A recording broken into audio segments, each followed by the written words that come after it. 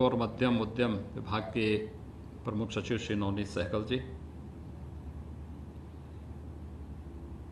Indian industries association, FICCI, लघु उद्योग भारती, नार्टेको से जुड़े हुए सभी पदाधिकारीगण,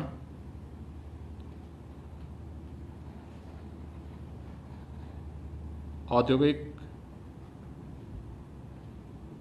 एवं निर्माण इकाइयों से जुड़े हुए आप सभी पदाधिकारी और प्रतिनिधियों का मैं हृदय से अभिनंदन करता हूं। वैश्विक महामारी कोरोना के खिलाफ देश की लड़ाई में जिस मजबूती के साथ आदरणीय प्रधानमंत्री जी के आह्वान पर आप सब खड़े रहे हैं, मैं हृदय से आप सबको धन्यवाद देता हूं। और ख़ास तौर पर उत्तर प्रदेश के अंदर 94% से अधिक औद्योगिक इकाइयों ने लॉकडाउन के दौरान भी वहाँ पर उत्पादन भले ही न हुआ हो, लेकिन अपने कामगार और श्रमिकों को मानदेय और वेतन देने का कार्य किया है।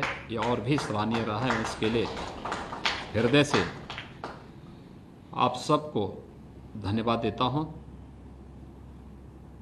प्रतिदिन हमारी टीम इसकी समीक्षा करती है और मेरे पास जो आंकड़े हैं, 1700 करोड़ रुपए 75,000 से अधिक इकाइयों ने लॉकडाउन के दौरान बंद इकाइयों के माध्यम से अपने कार्मिकों और श्रमिकों को उपलब्ध कराया है।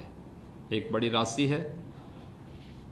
सचमुच इसके लिए मैं उन सभी औद्योगिक इकाइयों को, औद्योगिक और विनिर्माण से जुड़ी हुई इकाइयों और उससे जुड़े हुए पदाधिकारियों को हृदय से धन्यवाद देता हूं। कोरोना एक वैश्विक महामारी है और पूरी दुनिया इस महामारी से त्रस्त है। पूरी दुनिया के अंदर औद्योगिक गतिविधियां न केवल ठप पड़ी, सामान्य जनजीवन भी पूरी तरह अस्त व्यस्त हो गया। भारत में समय से लिए गए निर्णय और आदरणीय प्रधानमंत्री जी की दूरदर्शिता के कारण काफ़ी हद तक कोरोना को नियंत्रित करने में सफलता प्राप्त हुई। दुनिया के अन्य देशों की तुलना में भारत अपने आप को एक सुरक्षित स्थिति में पाता है। 135 करोड़ की आबादी की तुलना जब हम दुनिया के अन्य देशों से करते हैं तो हम इस बात को मानते हैं कि समय से प्रभावी कदम उठाने और दूरदर्शितापूर्ण निर्णयों के कारण कोरोना संक्रमण से न केवल बचाव करने अपितु इससे होने वाली जनहानि को भी रोकने में काफ़ी बड़ी मदद मिली।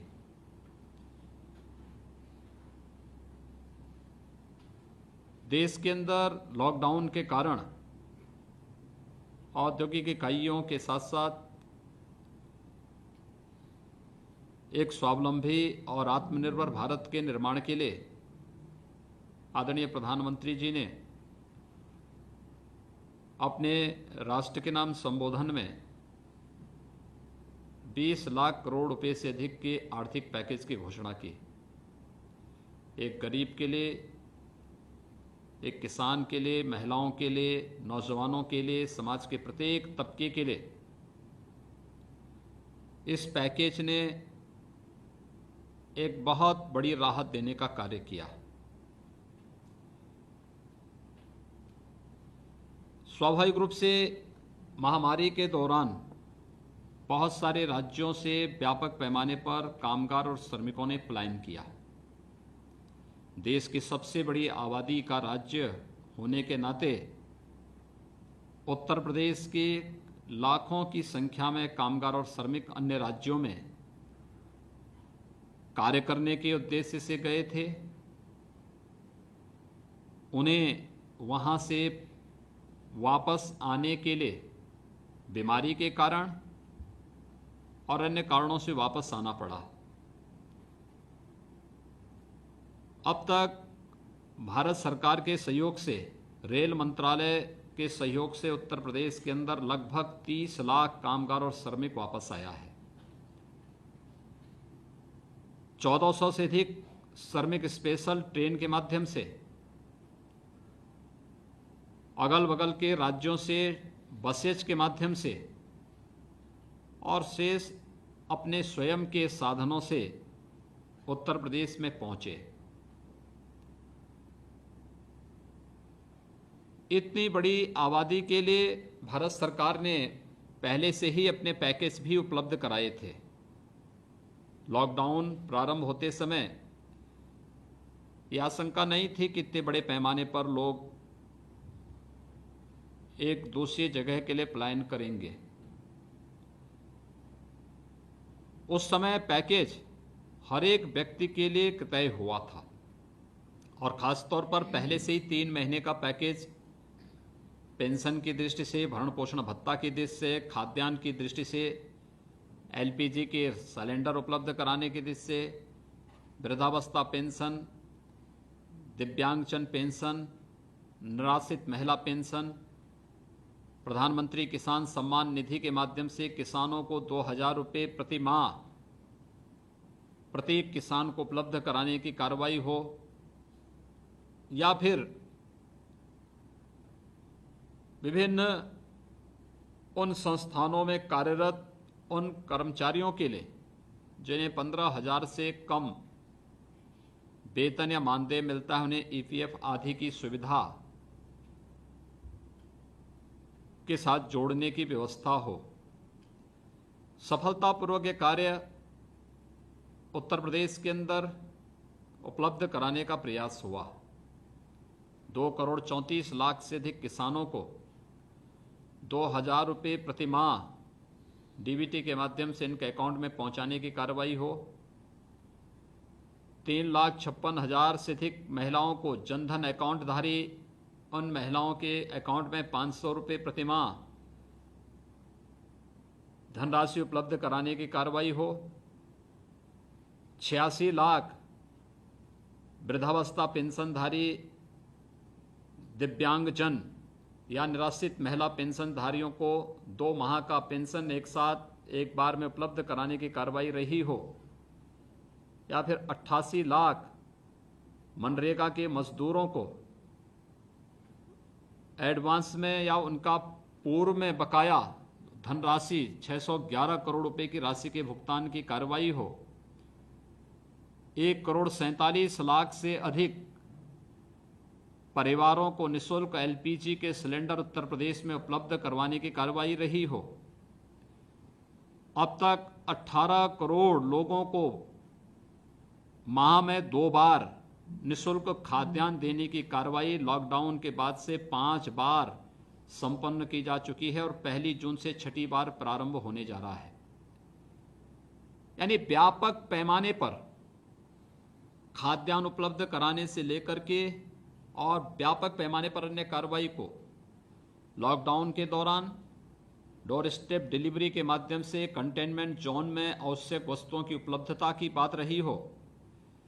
12 से 15 लाख फूड पैकेट प्रतिदिन जरूरतमंदों तक पहुंचाने की कार्रवाई रही हो, या फिर जब व्यापक पैमाने पर कामगार और श्रमिकों ने पलायन किया तो उत्तर प्रदेश की सीमा में, हर सीमा में उनके लिए भोजन की व्यवस्था, उनके लिए पेयजल की व्यवस्था, चौराहों पर, बॉर्डर पर, टोल प्लाजा पर, हर एक स्थल पर उपलब्ध कराने की कार्रवाई। 1400 पेयजल के टैंकर और बड़े पैमाने पर औद्योगिक इकाइयों के द्वारा जो सहयोग किया गया था, उसमें बोतल बंद पानी भी उपलब्ध कराने की कार्रवाई व्यापक पैमाने पर प्रदेश के अंदर की गई। अभी भी ये कार्रवाई वहां पर चल रही है।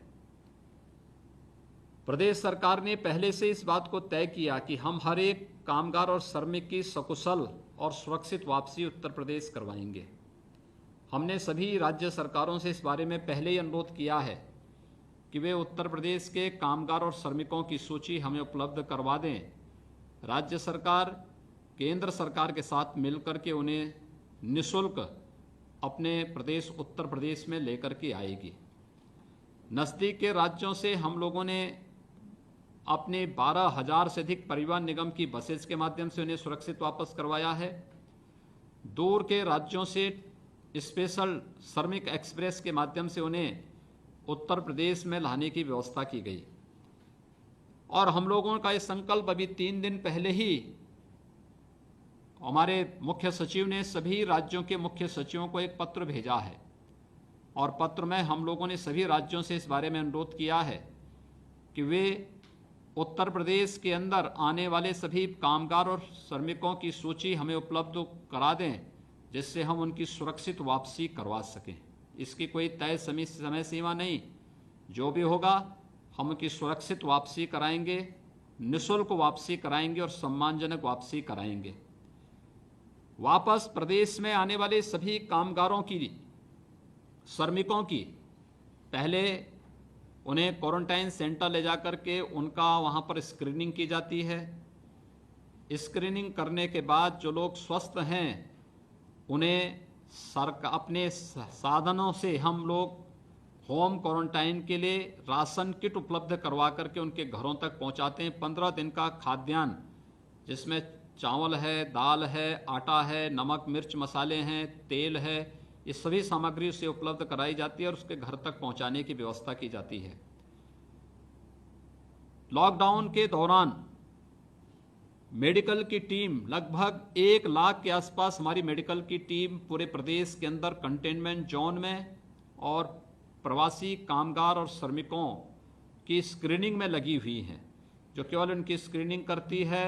जिसमें थोड़े भी लक्षण पाए जाते हैं उन्हें क्वारंटाइन सेंटर में वापस लाने की व्यवस्था, और फिर जिनकी पूल टेस्टिंग के माध्यम से कोरोना पॉजिटिव की पुष्टि होती है उन्हें आइसोलेशन कोविड वार्ड में भर्ती करा करके उन्हें उपचार की निःशुल्क व्यवस्था भी कराई जाती है। व्यापक पैमाने पर यह कार्य हो रहा है।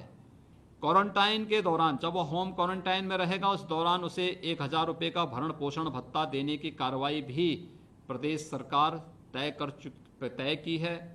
लगभग 33 लाख विनिर्माण क्षेत्र के श्रमिकों को अब तक हम 1,000 रुपये का भरण पोषण भत्ता उपलब्ध करवा चुके हैं। 30 लाख जो प्रवासी कामगार और श्रमिक हैं इन्हें भी 1,000 रुपये का भरण पोषण भत्ता उपलब्ध कराने की कार्रवाई युद्ध स्तर पर आगे चल रही है।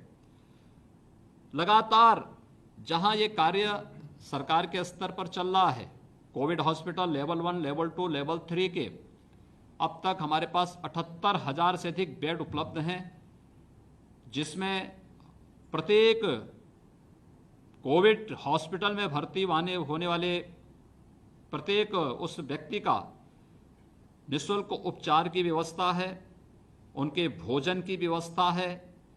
वहां पर चिकित्सकों की प्रशिक्षित टीम निरंतर कार्य कर रही है। प्रदेश के अंदर या बाहर से आने वाले हमारे जितने भी प्रवासी कामगार और श्रमिक हैं, इनके हाथों को कार्य मिल सके, इसके लिए निरंतर प्रयास हो रहा है। और इसी क्रम को आगे बढ़ाने के लिए स्किल मैपिंग की एक कार्रवाई हो रही है। अब तक सफलतापूर्वक हम लोग 18 लाख से अधिक कामगार और श्रमिकों की स्किल मैपिंग की कार्रवाई को संपन्न कर चुके हैं। और मुझे बताते हुए प्रसन्नता है कि बहुत सारे लोग बहुत सारी टिप्पणियां क्या करते थे, लेकिन मेरा ये मानना है कि जितना भी प्रवासी कामगार और श्रमिक आ रहा है ये हमारी बहुत बड़ी ताकत है। और इसकी ताकत अब तक देश के निर्माण में अपना योगदान दे रही थी। हम इस ताकत का इस्तेमाल उत्तर प्रदेश को और एक नए उत्तर प्रदेश के निर्माण के लिए कर रहे हैं। और इसीलिए स्किल मैपिंग के माध्यम से हर हाथ को काम और हर घर में रोजगार उपलब्ध कराने की इस कार्रवाई को प्रदेश सरकार ने आगे बढ़ाया है। मुझे प्रसन्नता है कि जब आदरणीय प्रधानमंत्री जी के निर्देशन में माननीय वित्त मंत्री भारत सरकार ने पीएम पैकेज की घोषणा की, तो पीएम पैकेज में एमएसएमई सेक्टर के लिए 3 लाख करोड़ रुपए का जो पैकेज घोषित हुआ था, देश के अंदर इसका लोन मेला लगभग 57,000 ऐसे यूनिट के लिए उत्तर प्रदेश में ऑनलाइन लोन मेला यहीं पर संपन्न हुआ। और बड़े पैमाने पर लोग उससे लाभान्वित हुए। ये कार्रवाई हमारी निरंतर आगे बढ़ेगी और उसी कार्रवाई को आगे बढ़ाने के उद्देश्य से ही आज मैं हृदय से धन्यवाद दूंगा इन सभी संस्थाओं का।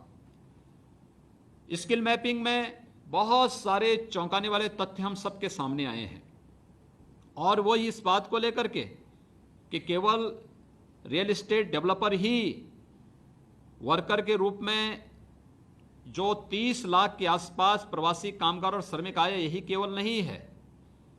इसमें बहुत अलग अलग कैटेगरी से जुड़े हुए कामगार मौजूद हैं। इसमें अच्छे कारीगर भी हैं, इसमें अच्छे राजमिस्त्री भी हैं, इसमें अच्छे पेंटर भी हैं, कंप्यूटर ऑपरेटर भी हैं, ड्राइवर हैं, इसी प्रकार से प्लम्बर हैं। यानी जीवन के किसी भी फील्ड से जुड़ा हुआ हर एक व्यक्ति, इसमें पैरामेडिक्स भी हैं, अच्छे कंप्यूटर ऑपरेटर भी हैं और भी अलग अलग फील्ड से जुड़े हुए बहुत अच्छी मैन पावर यहां पर मौजूद है। इस मैन पावर को क्वारंटाइन के बाद सफलतापूर्वक कार्य मिल सके, इस पर हम लोगों ने फोकस किया है। इसीलिए हमने प्रदेश के अंदर एक कामगार श्रमिक कल्याण सेवा और रोजगार सेवा योजन और रोजगार आयोग के गठन की कार्रवाई को आगे बढ़ाया है। हर जनपद में हमारे पास श्रम और सेवा योजन विभाग के सेवा योजन कार्यालय मौजूद हैं। जनपद स्तर पर उसका केंद्र बिंदु होगा, लेकिन प्रदेश स्तर पर उसकी निरंतर मॉनिटरिंग करने के लिए आयोग कार्य करेगा और इस आयोग के माध्यम से हर एक सेक्टर में, वह एग्रीकल्चर का फील्ड हो, वह विनिर्माण का फील्ड हो, वह एमएसएमई का हो, बड़े औद्योगिक इकाइयों का हो या किसी भी अन्य क्षेत्र का हो, उस प्रत्येक फील्ड में हर एक श्रमिक की सामाजिक और आर्थिक सुरक्षा की गारंटी लेने के साथ हर हाथ को कार्य मिल सके, हर घर में रोजगार उपलब्ध हो सके, इस दृष्टि से सरकार कार्य कर रही है और उस कार्रवाई को आगे बढ़ाने के लिए ही मैं धन्यवाद दूंगा कि इसमें सहयोग करने के लिए यहाँ पर इंडियन इंडस्ट्रीज एसोसिएशन, फिक्की, लघु उद्योग भारती और नार्डेको जैसी संस्थाओं ने अपनी रुचि दिखाई है। रुचि दिखाने के साथ ही इन्होंने लगभग आज हमें यहाँ पे 11 लाख कामगार और श्रमिकों को उपलब्ध कराने की एक सूची हमें उपलब्ध कराई है कि इतने लोगों को ये लोग व्यवस्थित रूप से अपने अलग अलग उद्यम में, अलग अलग फील्ड के कार्यों में रोजगार और नौकरी उपलब्ध करवाने की कार्रवाई करेंगे। मैं हृदय से आप सबका धन्यवाद करता हूं। मैं एक बात के लिए और आपको बताना चाहता हूं, हम लोगों ने तय किया है कि जितने भी हमारे पास ये मैन पावर हमारी आई है, हमारी बहुत बड़ी ताकत है और इस ताकत का इस्तेमाल करते हुए हम लोग इन्हें जहां सामाजिक और आर्थिक सुरक्षा की गारंटी देने जा रहे हैं, वहीं साथ ही साथ स्किल मैपिंग का उद्देश्य इनके स्किल डेवलपमेंट को भी आगे बढ़ा करके इन्हें सामाजिक और आर्थिक सुरक्षा के साथ जोड़ने की कार्रवाई का हिस्सा है। एमएसएमई इनके एक निश्चित ट्रेनिंग के कार्यक्रम को भी लेने जा रही है। हम लोग पहले से ही 15 से 16 ग्रामीण क्षेत्र की उन कारीगरी को पहले से ही प्रशिक्षित दे करके टोल किट उपलब्ध कराने की कार्रवाई कर रहे हैं। विश्वकर्मा श्रम सम्मान के माध्यम से प्रदेश के अंदर व्यापक पैमाने पर ऐसे लोगों को स्वावलंबन की ओर जोड़ने की एक बड़ी कार्रवाई हम लोगों ने प्रारंभ की है। हमारे पास वन डिस्ट्रिक्ट वन प्रोडक्ट में इसकी व्यापक संभावनाएं बनी हुई हैं और मेरा ये मानना है कि जितना हमारे पास पोटेंशियल है, जितने हमारे पास यूनिट हैं, सूक्ष्म है, लघु मध्यम उद्यम में और गांव-गांव और घर-घर में छुपे हुए उन रोजगार की संभावनाओं को प्रोत्साहित करने के लिए सरकार व्यापक पैमाने पर कार्य कर रही है। स्टेट लेवल बैंकर्स कमेटी के साथ हमारी बैठकें हो चुकी हैं। ये कार्रवाई निरंतर आगे बढ़ रही है। इसमें इन सभी संस्थाओं ने, इन चारों संस्थाओं ने, चाहे वह इंडियन इंडस्ट्रीज एसोसिएशन हो, फिक्की हो या लघु उद्योग भारती या नार्डेको जैसी संस्थाओं ने उत्तर प्रदेश के इस पोटेंशियल को हाथों हाथ लेकर के जो रुचि दिखाई है, मैं हृदय से इन सब को धन्यवाद देता हूं और मैं इस चीज़ के लिए उन्हें आश्वस्त भी करता हूं कि प्रदेश सरकार ने अपने यहाँ अपने कामगार और श्रमिक भाइयों बहनों के लिए व्यापक सुधार की कार्रवाई को आगे बढ़ाया है। जितने भी हमारी पॉलिसीज थी, इसमें व्यापक संशोधन भी हो रहे हैं, निवेश को आकर्षित करने के लिए भी और विकास की गति में एक तीव्रता लाने के लिए भी हमने सभी कार्यों को तेजी के साथ आगे बढ़ाने की कार्रवाई की है। एमएसएमई सेक्टर में भी व्यापक संशोधन हम लोग करने जा रहे हैं। साथ साथ हम लोगों ने उत्तर प्रदेश में यूपी सीडा जैसी संस्थाओं को भी इस बारे में कहा है कि भूमि की उपलब्धता के लिए वह लैंड बैंक बनाने के साथ ही कार्रवाई को त्वरित निस्तारण करने की कार्रवाई को भी आगे बढ़ाने की कार्रवाई तेज करें। मैं स्वयं भी इनकी समीक्षा, हमारे सभी मंत्रीगण अपने अपने कार्यों की निरंतर समीक्षा करते हुए इसमें एक स्पीड तो ला ही रहे हैं, लेकिन हम लोग स्वयं भी मैं उसकी समीक्षा करते हुए जहां कहीं गतिरोध है उस गतिरोध को दूर करने की कार्रवाई भी हम लोग युद्ध स्तर पर कर रहे हैं। मुझे पूरा विश्वास है कि आज जो ये एमओयू यहाँ पर इन 4 संस्थाओं के साथ आज संपन्न हो रहा है, निश्चित ही जो एक तमन्ना हमारे प्रत्येक विभाग की है, औद्योगिक विकास विभाग की या फिर सूक्ष्म लघु और मध्यम उद्यम और निर्यात प्रोत्साहन विभाग की, श्रम और सेवायोजन विभाग की, तीनों विभागों के मंत्री स्वयं यहाँ पर मौजूद हैं और मुझे विश्वास है कि एमओयू एक नई गति पकड़ करके देश के अंदर इस फील्ड में कार्य करने वाले कामगार और श्रमिकों के जीवन में फिर से एक नई खुशहाली लाने का कार्य करके एक नए उत्तर प्रदेश के निर्माण में अपनी भूमिका को फिर से रेखांकित करेगा। मैं एक बार फिर से आप सभी संस्थाओं का हृदय से धन्यवाद देता हूं। 11 लाख से अधिक हमारे कामगार और श्रमिकों की ताकत को समझने और उन्हें फिर से उनके आर्थिक स्वावलंबन को के साथ जोड़ने के लिए उत्तर प्रदेश सरकार के साथ आज जो समझौता ज्ञापन यहाँ पर आज संपन्न हो रहा है, मुझे विश्वास है कि इसे हम निरंतरता देते हुए प्रदेश की इस ताकत का इस्तेमाल प्रदेश के विकास और देश के विकास में कर पाएंगे। मैं आप सबका हृदय से एक बार फिर से धन्यवाद देता हूं और विश्वास करता हूं कि यह न केवल हमारे कामगार और श्रमिकों के जीवन में अपितु उत्तर प्रदेश और देश के जीवन में भी खुशहाली लाने का कार्य करेगा। आप सबके प्रति हृदय से धन्यवाद। आपका एक अभी एक्सचेंज कर दीजिए आप लोग। खोल रिपोर्ट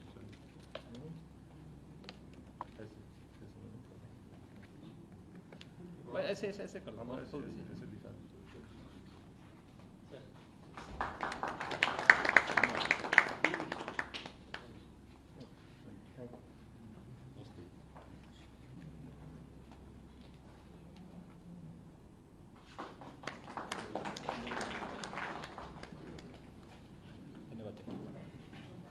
लघु उद्योग भारती